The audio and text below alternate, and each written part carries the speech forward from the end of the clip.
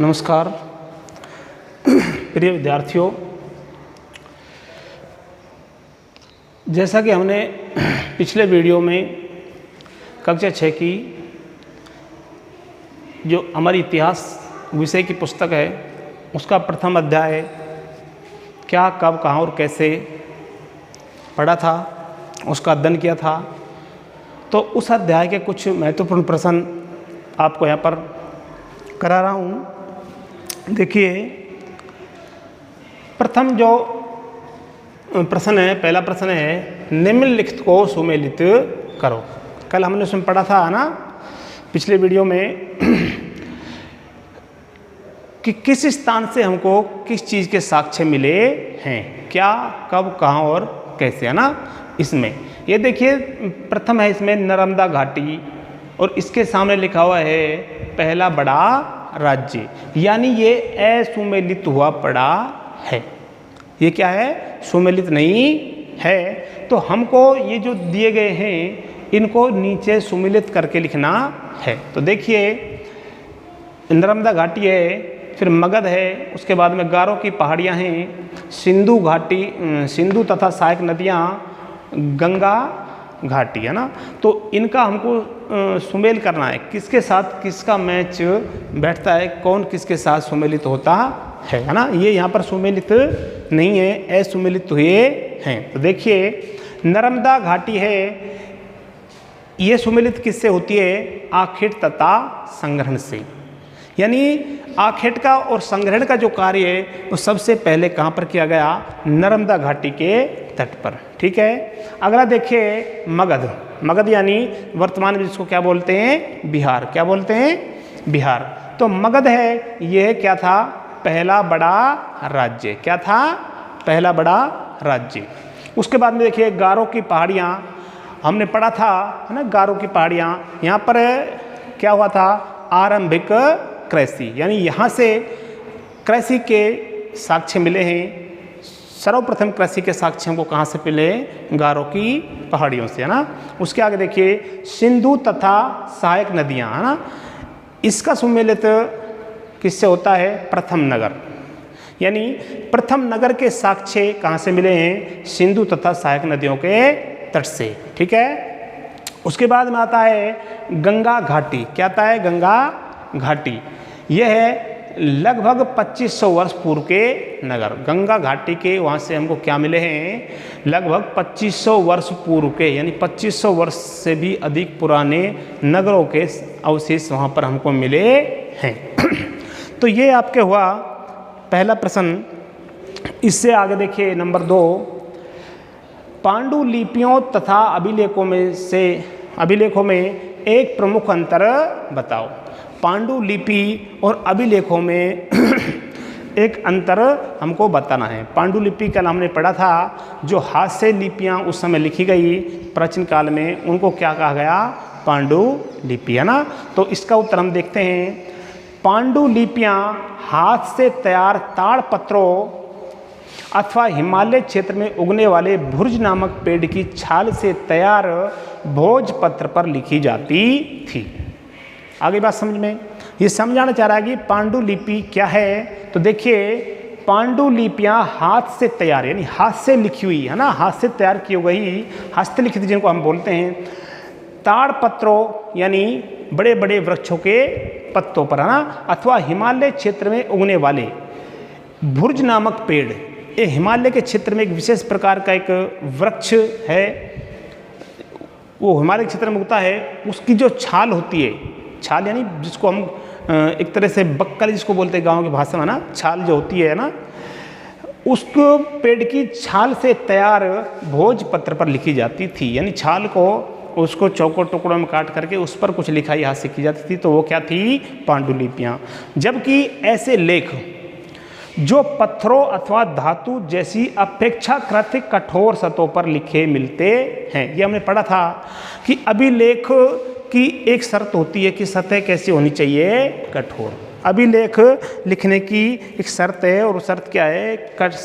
सतह कैसी होनी चाहिए जिस पे हम लिखावट कर रहे हैं, उत्कीर्ण कर रहे हैं, कैसी होनी चाहिए? कठोर। तो इसमें दिया गया ऐसे लेख जो पत्थरों अथवा धातु जैसी अपेक्षाकृत सतहों पर लिखे जाते हैं, यानी या तो पत्थर हो या पत्थर के समान कठोर कोई धातु जो है उस पर हम कोई लिखते हैं तो वो क्या कहलाते हैं, अभिलेख कहलाते हैं। ये आपके 2 प्रश्न क्लियर हुए और बाकी प्रश्न अभी आपको और बताए जाएंगे। देखिए अगला प्रश्न नंबर 3। राशिदा के प्रश्न को फिर से पढ़ो, इसके क्या उत्तर हो सकते हैं। जैसे अध्याय के पाठ के शुरुआत में राशिदा का जो प्रश्न आया था है ना, उसको हम दोबारा से पढ़ें और उसने जो पूछा था है ना, उसके उत्तर और क्या क्या हो सकते हैं अतीत के बारे में जानने के लिए, है ना। उसका प्रश्न था कि हम अतीत के बारे में किस प्रकार से जान सकते हैं, है ना। तो देखिए किस जानने के लिए क्या क्या कर सकते हैं, रेडियो टेलीविज़न सुन देख सकते हैं जिससे अतीत के बारे में बताया जा सकता है। यानी पहला जो एक तरह से जो उपाय है ना, एक तरीका है किस तरह से जान सकते हैं, वो है रेडियो टेलीविज़न सुन सकते हैं, देख सकते हैं और उनसे अतीत के बारे में हम जान सकते हैं, है ना। अगला है ऐसे किसी व्यक्ति से बात कर सकते हैं जिसे उसकी स्मृति हो, यानी ऐसा व्यक्ति जिसको उस समय की कुछ बातें याद हो। स्मृति माने होता है याददाश्त, है ना, याद रखना किसी बात को। अगला है नाटक रूपांतरों किताबों के जरिए बहुत साल पहले की जानकारी हासिल की जा सकती है। एक माध्यम यह भी है, क्या है कि नाटकों के द्वारा, रूपांतरों के द्वारा और किताबों के माध्यम से बहुत कुछ जानकारी हम हासिल कर सकते हैं। अगला देखिए चित्र है, इमारतें हैं, औजार हैं, मूर्तियाँ, हथियार आदि से भी जानकारी ली जा सकती है। ये जो बताए गए हैं, ये जो स्रोत हैं, है ना, ये साधन हैं, ये प्राचीन काल की या अतीत की बारे में हम जानकारी इनसे प्राप्त कर सकते हैं। अगला प्रश्न देखिए, पुरातत्वविदों को पाई जाने वाली सभी वस्तुओं की एक सूची बनाओ, इनमें से कौन सी वस्तुएं पत्थर की बनी हो सकती हैं। यानी पुरातत्वविदों ने जो खुदाई करके, है ना, जो कुछ वस्तुएं प्राचीन काल की प्राप्त की हैं वो कौन कौन सी वस्तुएं हैं और उनमें कौन कौन सी वस्तुएं या स्रोत जो हैं, साधन हैं, वो पत्थर के बने हैं। देखिए इमारतों के अवशेष, चित्रकला, मूर्तियाँ, औजार, हथियार, बर्तन, आभूषण, सिक्के आदि, जानवरों और चिड़ियों तथा मछलियों की हड्डियाँ, ये वस्तुएं हैं जो उनको प्राप्त हुई हैं। इनमें देखिए कुछ वस्तुएं हैं जो पत्थर की बनी हुई हैं, कौन कौन सी हैं। इमारतों के अवशेष है, चित्रकलाएं हैं, मूर्तियां हैं और औजार तथा हथियार भी हैं। हम आगे देखेंगे और अगले प्रश्न देखिए। अगला प्रश्न, साधारण स्त्री तथा पुरुष अपने कार्यों का विवरण क्यों नहीं रखते थे, इसके बारे में तुम क्या सोचते हो। हमने पढ़ा था कि राजा महाराजा शासक अपनी विजयों का विवरण रखते थे, उनको अभिलेखों पर उत्कीर्ण करवाते थे, लेकिन आम लोग जो थे ऐसा कोई विवरण नहीं रखते थे। प्रश्न में पूछा गया है कि साधारण स्त्री तथा पुरुष अपने कार्यों का विवरण क्यों नहीं रखते थे, इसके बारे में तुम क्या सोचते हो। वो क्यों नहीं रखते थे, ऐसा क्या कारण था कि वो इन बातों का विवरण नहीं रखते थे। तो देखिए उत्तर में, साधारण स्त्री पुरुष अपने कार्यों का विवरण नहीं रखते थे क्योंकि वे ज़्यादा पढ़े लिखे नहीं होते थे। ये पहला कारण था विवरण नहीं रखने का आम जनता के द्वारा। कौन सा कारण था कि वे ज़्यादा पढ़े लिखे नहीं होते थे, यानी वो अनपढ़ होते थे, शिक्षा का वहाँ पर अभाव था, है ना। उनके द्वारा लिखी गई सूचियों को ज़्यादा प्रोत्साहन नहीं मिलता था। जो वो कोई विवरण लिखते थे या कोई सूचियाँ लिखते थे, उनको उनकी सूचियों का कोई अधिक प्रोत्साहन, है ना, उत्साहवर्धन उनका कोई नहीं होता था। अगला देखिए, राजा उनकी सूचियों को ज़्यादा महत्व नहीं देते होंगे। एक कारण ये भी हो सकता है कि आम लोगों के द्वारा लिखी गई विवरण या सूचियों को राजा शासक लोग अधिक महत्व नहीं देते थे और इसी वजह से आम जनता कोई अपना विवरण या कोई सूची नहीं लिखती थी, है ना। उन्हें यह महत्वपूर्ण नहीं लगता होगा। अगला प्रश्न देखिए, कम से कम 2 ऐसी बातों का उल्लेख करो जिनसे तुम्हारे अनुसार राजाओं और किसानों के जीवन में भिन्नता का पता चलता है। अगला प्रश्न है कि ऐसी कम से कम 2 बातें, है ना, 2 ऐसे कारण या बातों का उल्लेख हमको करना है जिनसे तुम्हारे अनुसार हमें राजा और किसानों के जीवन में भिन्नता का पता चलता है। ऐसी कौन सी बातें थी जिनसे हमको शासक और आम जनता के जीवन में जो भिन्नता थी उसका हमको कैसे पता चलता है, ये हमको देखना है ना। देखिए नंबर 1 पर है, राजाओं का जीवन ऐश्वर्य एवं खुशहाली भरा होता था। यानी राजाओं को जो जीवन था वो खुशहाली भरा और संपूर्ण ऐश्वर्यपूर्ण था, यानी उनको सभी ऐशो आराम उपलब्ध होते थे, जबकि किसानों का जीवन कठिनाइयों और कष्टों से भरा होता था। ये पहला, एक तरह से पहली बात या पहला कारण है।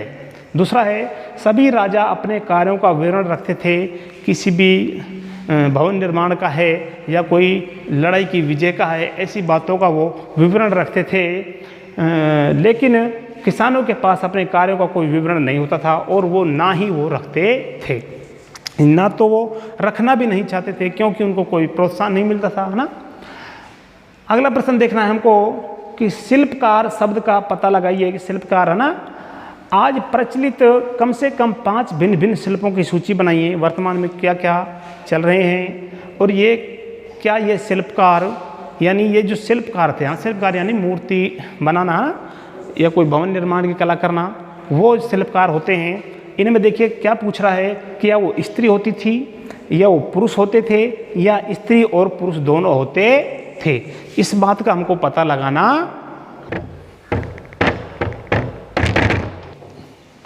देखिए उस प्रश्न का उत्तर है, शिल्प का हमको पता लगाना है ना, और कौन से शिल्प में कार्य करता था। वो देखिए हमने एक सारणी बनाई है। पहला है शिल्प, उसके बाद में स्त्री, पुरुष, स्त्री तथा पुरुष दोनों। देखिए पहला है हस्तशिल्प। हस्तशिल्प का मतलब है हाथ से जो कुछ छोटे मोटे बर्तन वगैरह, औजार वगैरह बनाए जाते थे, खिलौने वगैरह बनाए जाते थे, उनमें कौन काम करते थे, यानी उस शिल्प को कौन करते थे, तो उसमें स्त्री पुरुष दोनों, यानी उस हस्तशिल्प को स्त्री और पुरुष दोनों मिलकर के करते थे। अगला है भवन शिल्प, यानी भवन, जो हम भवन निर्माण करते हैं, मकान बनाने की जो कला है, भवन बनाने की जो प्रक्रिया है, वो कौन करते थे, पुरुष। कौन करते थे, पुरुष। उसमें महिलाएं भाग नहीं लेती थी।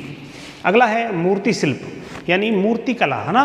इसमें स्त्री और पुरुष दोनों भाग लेते थे, दोनों मूर्ति कला में अपना भाग लेते थे और दोनों ही मूर्ति कला में अपना योगदान देते थे। अगला है देखिए धातु शिल्प, है ना। धातु या सोना चांदी वगैरह से कुछ वस्तुएं बनाना, इसमें कौन करते थे, पुरुष। ये शिल्प किसका था, पुरुषों का। अगला है चर्म शिल्प। चर्म माने होता है चमड़ा, चमड़े के द्वारा जो वस्तुएं बनाई जाती थी उनमें कौन लोग काम करते थे, पुरुष। केवल उसमें पुरुष भाग लेते थे, महिलाएं उसमें भाग नहीं लेती थी, है ना। और अगला प्रश्न देखिए, अगला प्रश्न है अतीत में पुस्तकें किन किन विषयों पर लिखी गई थी। ये भी हमने अध्ययन पढ़ा था कि अतीत में प्राचीन काल में जो पुस्तकें लिखी गई थी या पांडुलिपियाँ लिखी गई थी या और कुछ लिखा गया था, वो किस पर लिखा गया था। देखिए अतीत में पुस्तकें निम्नलिखित विषयों पर लिखी गई थी। कौन कौन से विषय थे जिन पर उनको लिखा गया। देखिए नंबर 1 पर आत्मकथा पर, यानी व्यक्ति द्वारा अपनी आत्मकथा लिखना, विषय था आत्मकथा ना। दूसरा है हिंदू जादू तथा वेद पर, कुछ पुस्तकें हिंदू जादू टोने पर और कुछ पुस्तकें वेद पर भी लिखी गई, है ना। अगला है हिंदू संगीत और कला पर, किस पर, हिंदू संगीत और कला पर कुछ पुस्तकें लिखी गई। नंबर 4 पर है सामाजिक जीवन पर, यानी अतीत में उस समय मनुष्य का जो सामाजिक जीवन था उस पर भी कुछ पुस्तकें लिखी गई। उसके बाद में राजाओं के जीवन पर कविताएं और नाटक, शासकों के जीवन पर कुछ कविताएं और नाटक भी उस समय अतीत में लिखे गए। तो ये आपके प्रथम अध्याय के कुछ प्रश्न थे, महत्वपूर्ण प्रश्न, जो आपको इधर समझाए गए हैं। अगले वीडियो में आपसे फिर मुलाकात होगी, तब तक के लिए नमस्कार, धन्यवाद।